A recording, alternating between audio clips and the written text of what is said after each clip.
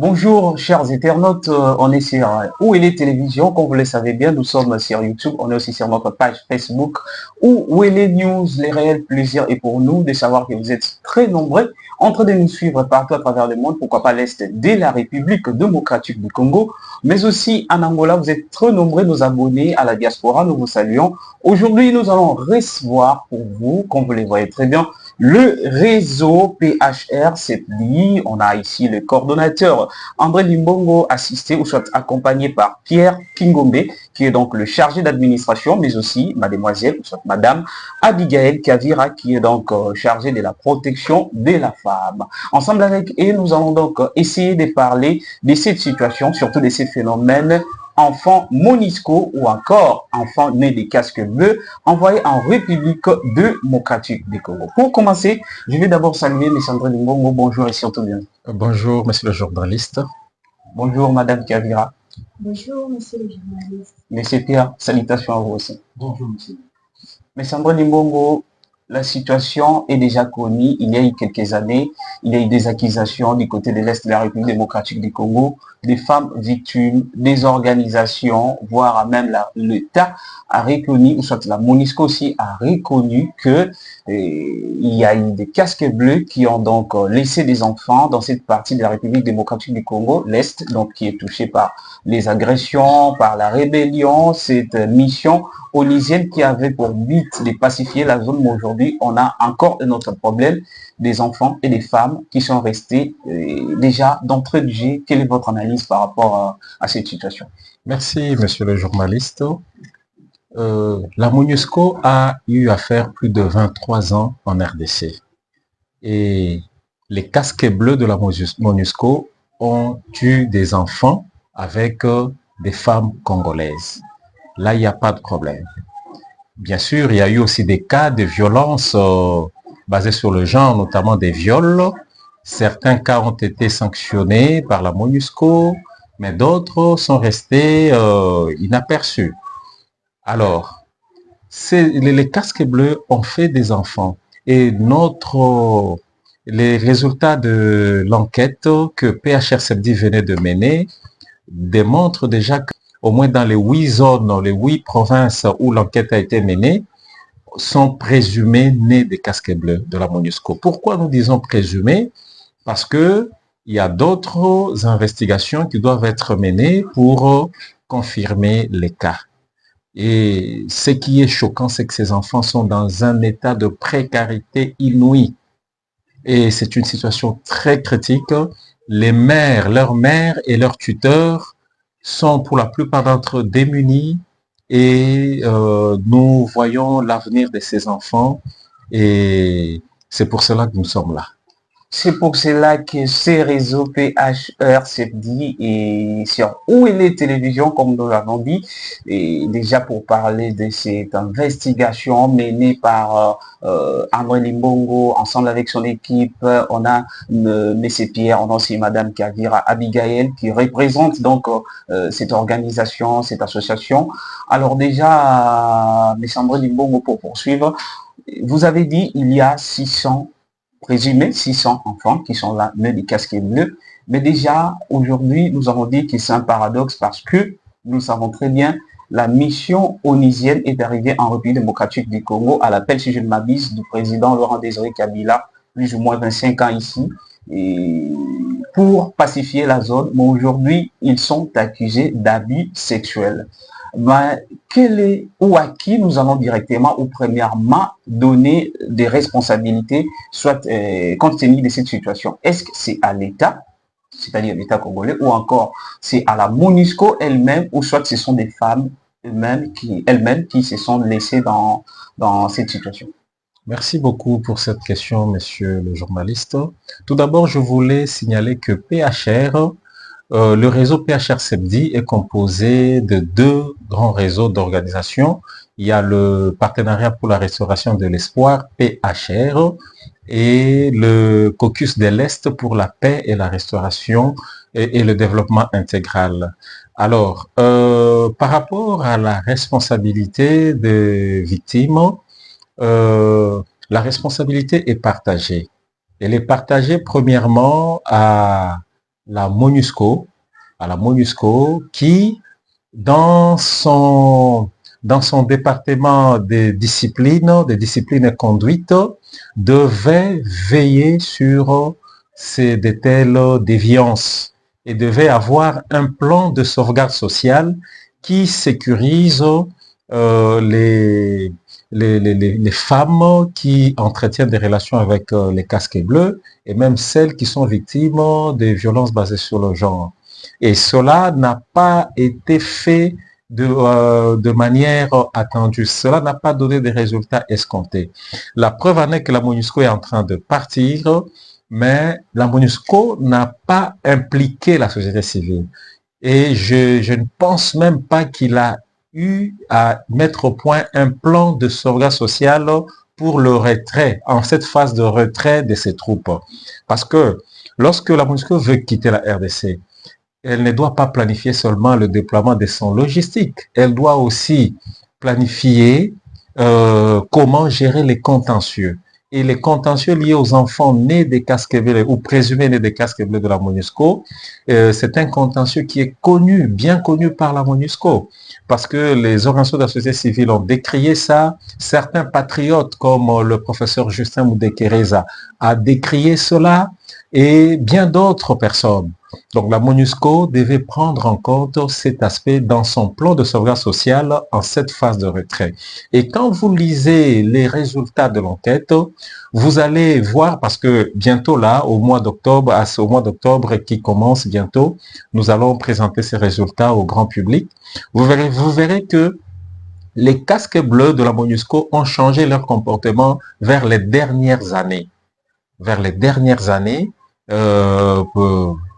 on ne sait pas pourquoi, et cela est montré par le nombre d'enfants qu'ils ont eu avec les casques, avec les Congolaises. Alors, à part la MONUSCO, il y a les ambassades des contingents, parce que dès lors qu'ils seront saisis que tel ou tel contingent de leur pays a laissé des enfants, a abandonné des enfants qui sont dans un état de précarité, ces ambassades devraient déjà prendre leurs responsabilités pour voir comment jouer le pont pour que ces contingents soient identifiés et qu'ils prennent leurs responsabilités en main. Et enfin, la responsabilité revient aussi à l'État congolais. Sur ce point-là, je profite pour féliciter l'accompagnement dont nous bénéficions jusque-là de l'État congolais, notamment du ministère de genre, famille, enfants, et du ministère des Affaires sociales, du ministère des Affaires sociales, et très particulièrement, vraiment un accompagnement rapproché de la coordination chargée de la jeunesse, des luttes contre les violences faites aux femmes et traite humaine, dirigée par Madame Chantal Yelou Moulop, dont nous saluons et nous encourageons le travail qui est fait. Cette coordination, c'est un service spécialisé de la présidence de la République et elle nous accompagne de près. Et ça, tous les ONG du réseau sont vraiment reconnaissants par rapport à ce plaidoyer. Très, très reconnaissant par rapport à ces plaidoyers, chers internautes. Alors, M. André Limbon, on doit toujours poursuivre avec cette situation, avec ces phénomènes des enfants nœuds des casques bleus. Vous avez cité un homme politique, lui c'est Justin Moudekereza, si je ne m'abuse, c'est le président du parti politique MDVC. Il a été aussi candidat aux élections présidentielles 2023 en République démocratique du Congo. On l'avait aussi suivi lorsqu'il avait prononcé son discours, soit il avait donné son point de vue en disant que cette situation, au cas où cette situation n'est pas tenue en compte par toutes les parties prenantes, et les phénomènes enfants nés des casques bleus sera un bombe à retardement. Est-ce que vous soutenez ce point de vue et si oui, comment? Effectivement. L'enfant est l'avenir de demain. L'enfant est l'avenir de demain. Et lorsque plus de 600 enfants, Plus de 600 enfants, c'est dans les zones où l'enquête a été menée. Mais nous estimons que ces enfants peuvent aller jusqu'au-delà de 2000. Et certes, parce que certaines femmes ont refusé de se prononcer parce qu'ils trouvaient qu'il y avait un peu de dénigrement dans ça. Mais au moins, celles qui sont vraiment dans un état de précarité ont eu à dénoncer. Donc, lorsqu'un enfant n'est pas encadré,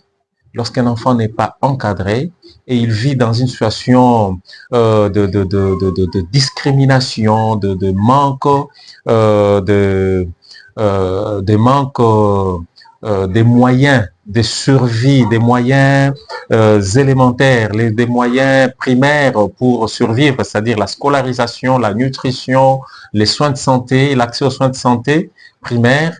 Il est clair de comprendre que cet enfant, après quelques années, il sera une bombe à retardement pour le pays. Et le pays a déjà plusieurs problèmes. La MONUSCO est venue accompagner le pays. La MONUSCO est par les Nations Unies, par le truchement de la MONUSCO, constitue la championne même de défense des droits de l'homme. Quand on se réfère à la Déclaration universelle des droits de l'homme et autres textes de protection à la fois de l'enfant et de la femme. Donc, je pense que la MONUSCO ne devait plus traîner les pas. Il devait prendre à bras le corps cette question pour que les victimes soient restituées dans leurs droits. Je profite pour souligner et saluer le département de discipline, la MONUSCO, parce que à travers son département de conduite et discipline, elle nous a quand même communiqué, elle a quand même envoyé un feedback à quelques préoccupations que nous avions juste après le lancement de l'enquête. Quelques feedbacks déjà, là on va voir le chargé d'administration. Mais c'est Pierre, si vous avez aussi quelque chose à ajouter par rapport à ce qu'on a déjà abordé. Oui, je voulais seulement aller dans le même sens le cordon pour dire qu'effectivement, c'est presque une bombe à la longue. Parce que l'enquête que nous l'avons effectuée, c'est comme un échantillonnage sur quelques provinces et dans la province, sur quelques villes, et pas toute la province. Or, et l'enquête s'est faite pendant 3 semaines. Or, pendant 3 semaines, on a identifié au moins plus de 600. C'est-à-dire, par exemple, si on faisait l'enquête pendant 2 mois, 3 mois, on pouvait encore voir plus. Et sur toute l'étendue du pays, je pense qu'il y a un cas à s'inquiéter. En tout cas, ça inquiète la population, ça inquiète la société, pour raison pour laquelle vous voyez le membre des PHR-CEPDI, qui est donc un réseau qui œuvre en République démocratique du Congo, poursuit donc ses enquêtes, surtout en vue de trouver des solutions, pourquoi pas durables, concernant cette situation des enfants nés de casque bleu en République démocratique du Congo. Alors, si nous devons essayer de parler de vos enquêtes, de votre processus, où en sommes-nous actuellement, ou soit quelles sont les retombées où vous pouvez déjà, où nous tous, nous pouvons soit déjà dire et élever au vu de tout ce qui nous suit. Merci beaucoup pour cette question, monsieur le journaliste. Concernant l'enquête sur les enfants présumés nés de casques bleus a eu lieu du 1er avril au 28 juillet 2024. Et à l'issue de cette enquête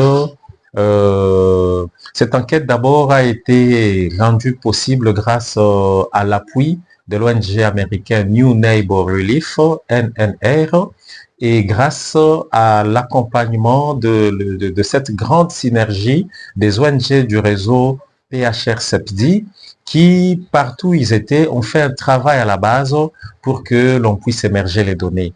Et le traitement des données a été déjà finalisé et les résultats seront présentés au mois d'octobre. Nous allons, lors de cet atelier au mois d'octobre, lancer une invitation aussi à Wele News, mais aussi aux acteurs, aux principaux acteurs concernés, pour que l'on puisse échanger, qu'ils prennent en connaissance les résultats de l'enquête. C'est touchant, c'est vraiment inacceptable on vient aider un peuple et que derrière on laisse un impact négatif considérable. Or, je sais que les textes des Nations Unies, dans les normes des Nations Unies, un projet, c'est une mission, on peut considérer ça comme un projet, ne peut pas laisser des effets néfastes qui ne sont ni atténués, ni compensés. Si la MONUSCO, les Nations Unies, est reconnaissant, elle veut défendre ses principes, elle devait soit chercher un moyen de la justice transitionnelle ou carrément voir comment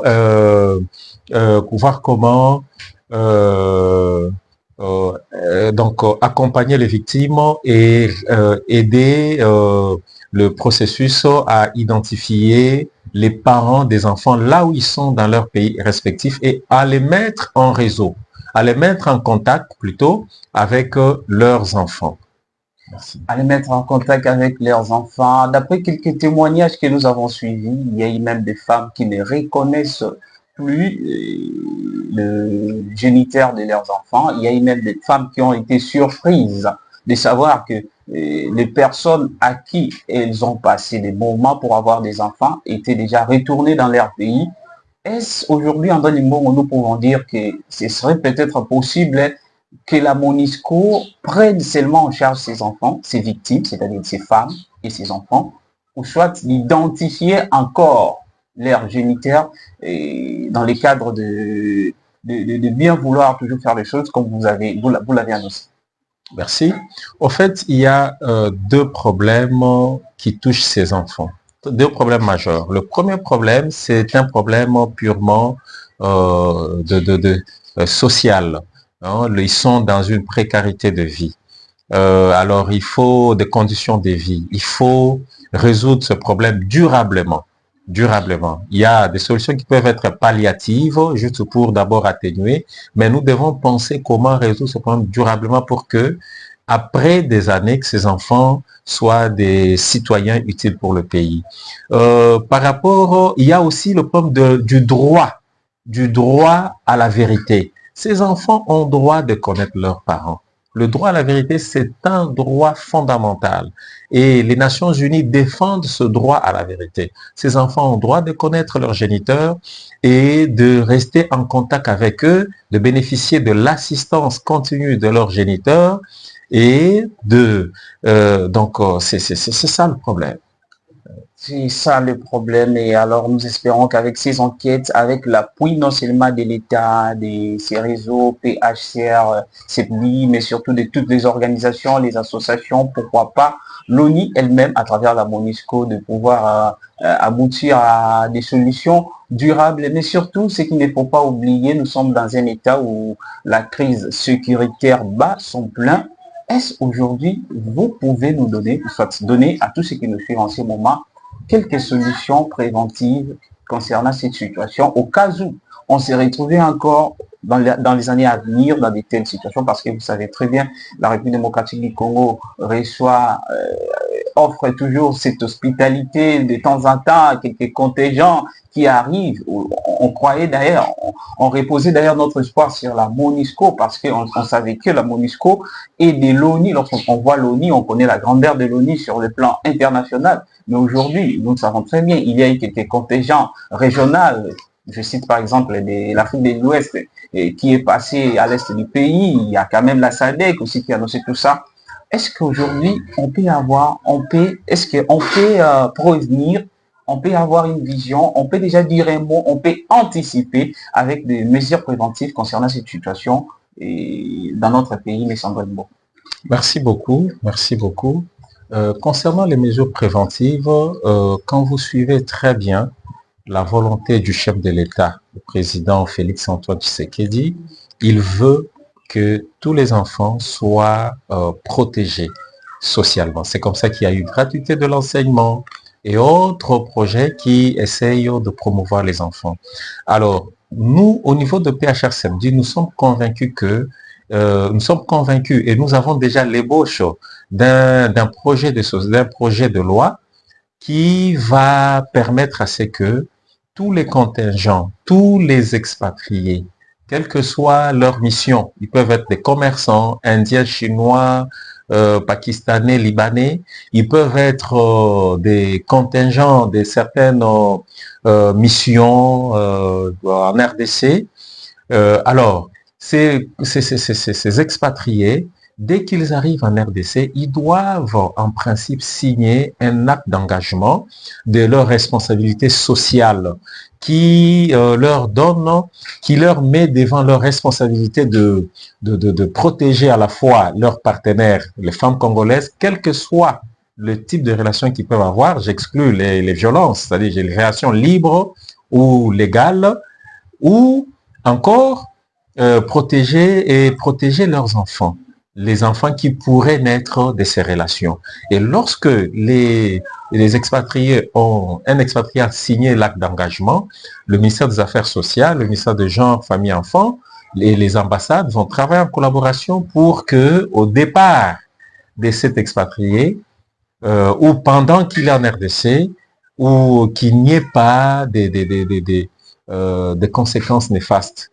Et cette idée a été saluée par la coordination en charge de la jeunesse et lutte contre les violences faites à la femme et traite humaine. En tout cas, c'est quelque chose qui nous a beaucoup encouragé d'aller dans ce sens, et nous pensons que le Parlement congolais ainsi que le ministère les autres ministères concernés, notamment de droits humains, vont appuyer le projet de loi afin que nous puissions sécuriser une fois pour toutes nos sœurs, nos femmes, les femmes congolaises ou la femme congolaise et les enfants nés des expatriés en RDC. Ça, c'est une très bonne chose. Alors déjà là, si nous essayons de comprendre Alexandre Limbongo, vous avez plus appuyé les côtés des expatriés, vous avez plus martelé. Est-ce qu'aujourd'hui, on peut encore se ressaisir et dire un mot aussi par rapport à nos compatriotes? Là, je vois des femmes victimes. Est-ce que c'est aussi un problème d'encadrement? Ou c'est aussi un problème, permettez-moi de le dire, soit c'est un problème de situation économique, ou soit des complexes qui poussent ces femmes à accepter, à passer des moments avec ces expatriés. Après un certain moment, après leur départ, elles restent en souffrance, elles sont victimes. Est-ce qu'il faut il faut trouver aussi une autre formule pour appuyer, pour élever la capacité mentale des femmes, et surtout, pourquoi pas, le mettre à côté de cette situation, soit de tels problèmes qui arrivent souvent à l'est de la République démocratique du Congo. Merci beaucoup. Je souligne d'abord que ces problèmes n'arrivent pas seulement à l'est de la République démocratique du Congo, parce que l'enquête a été menée au Nord Kivu, au Sud Kivu, au Grand Kasaï, au Tanganyika, au Haut-Katanga, même à Kinshasa.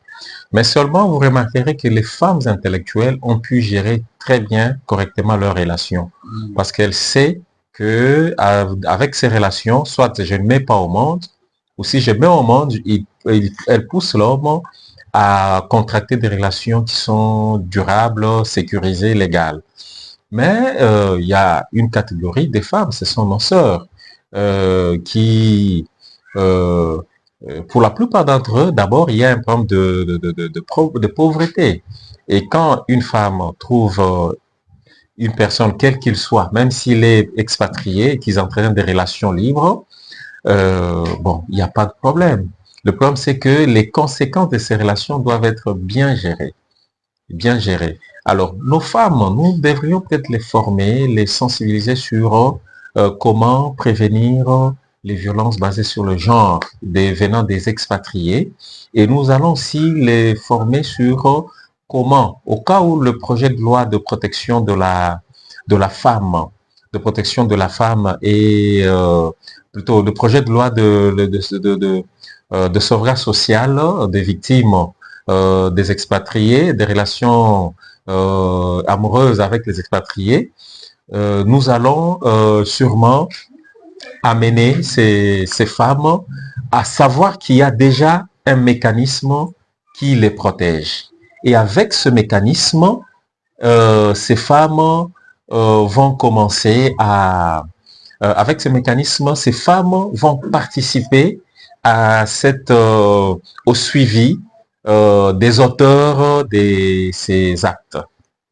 Nous sommes presque à la fin, mais nous n'allons pas nous quitter comme ça. Et là, je crois qu'on va peut-être prendre quelqu'un qui parle Swahili, parce que là, on a plus des victimes qui sont à l'est du pays. Je crois que, Oh, oui. et non seulement ça, mais on va aussi, avant que nous essayions aussi de donner, pourquoi pas, les derniers mots à M. André Limbongo, coordonnateur de PHRCPI, pourquoi pas aussi à M. Pierre, s'il a quelque chose à ajouter, et Mme Abigail Kavira, un mot peut-être à Swahili, soit une motivation par rapport aux femmes qui souffrent ou soit qui sont victimes de cette situation, des enfants des casques bleus.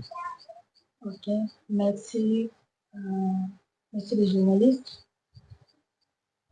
Quand vous avez dit que vous avez l'étudiant Swahili, mama wenzangu, pame wenzangu, jambo ambalo nitaweza kuwaambia ni kusema ya kwanza, msiogope, unafanya juu chini, unafanya nguvu kabisa juu wale watoto waweze kujikuta ya kwamba ziko considere ndani ya societe na wataweza kukamata responsabilite zao ndani ya province zote, Katanga, province ya Kinshasa, province ya Nord Kivu na province zingine zote ambazo sitaji hapa. Wamama mahali zote kama mnapatikana, tunajua ya kwamba solution itapatikana kwa kufatana na hapo ya leta wetu. Mwai zote wataweza kutusaidia. Tunawashukuru wazazi wa mama wetu. Merci beaucoup. Et le dernier mot peut-être pour monsieur le coordonnateur, le chargé d'administration, Pierre Kimbongo. Bon, moi, en termes pour terminer, je voulais seulement ajouter que le PHRCPI, à part l'enquête que nous avons fait, et puis nous allons restituer les données-là au pire de tout le monde, mais il va rester un problème de plaidoirie.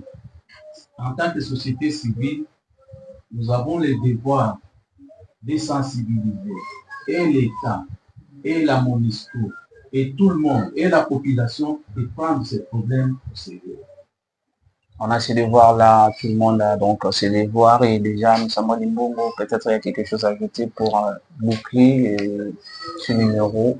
Merci beaucoup, monsieur le journaliste. Je m'en vais d'abord remercier mes collègues avec qui nous étions, Madame Kavira, elle est chargée de la protection de la femme, et monsieur Kingombe, Pierre, qui est chargé d'administration de PHR-CEPDI. Qui signifie PHR-CEPDI? PHR-CEPDI, qui signifie réseau de partenariat pour la restauration de l'espoir, et Caucus de l'Est pour la paix et le développement intégral.